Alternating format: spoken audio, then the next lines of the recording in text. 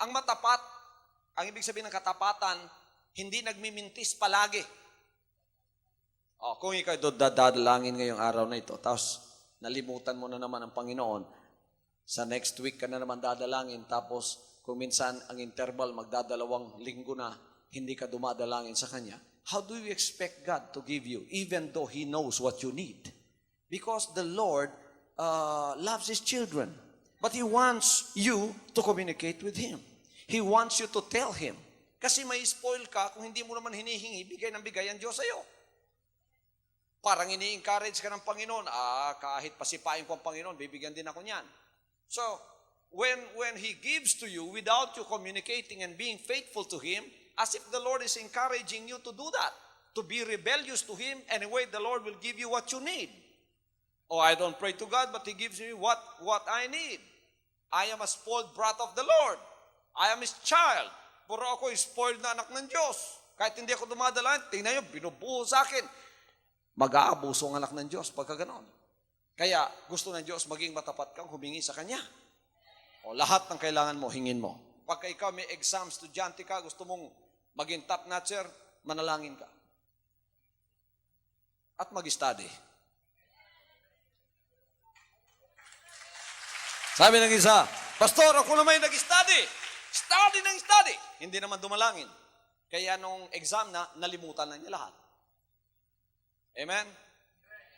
Hindi binigyan ng maliwanag na kaisipan ng Diyos. Pero tingnan niyo as anak ng Diyos. Nag-study rin siya fully. Pagkatapos panahon ng exam, bago dumating, dumalangin naman siya. At pinaalala lahat sa kanya ang dapat niyang maalalahanan na kanyang pinag-aralan. Gusto ninyo ng bagong bahay? Sino gusto ng bagong bahay? Hingin ninyo sa Kanya. Tayo kagad-agad ang naiisip natin tao para malapitan, para makapagpapala sa atin. Mali po yun. Ang dapat nating lapitan ang makapangyarihan Diyos. At doon humingi ng tulong at sabihin, Panginoon, tulungan mo po ako. Etong gusto ko, dalhin mo sa dalangin.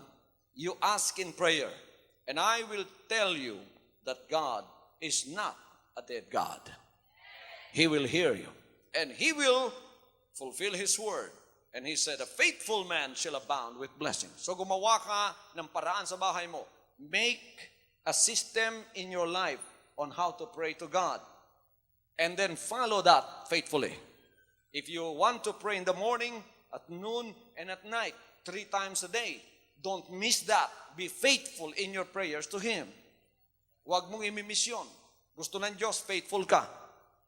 Is God a faithful God? If He is not a faithful God, we are not here today. If He is not a faithful God, we don't have the sun to shine to us today. Why is the world dark today? Maybe God slept overtime and He forgot to let the light shine. Hindi ganun ang Diyos. Ang Diyos ay faithful. Walang mintes ang araw, pinasisikat sa atin araw-araw upang tayo magkaroon ng liwanag. Hallelujah! Hallelujah. We must pray more frequently. We are admonished in 1 Thessalonians 5:17 to pray without ceasing. Everybody says, pray without ceasing. Huwag kayong huminto sa inyong mga dalangin sapagkat ang kailangan natin araw-araw ay magpatuloy din tayo ng pagdalangin at paghingi sa Kanya. Before you ask anybody else, first of all, if you are a child of God, you ask God first. You go to Him first. Tell Him first about all of your needs. And then the Lord will be the one to create the atmosphere and environment for you in order for your prayers to get their own solution or to be answered.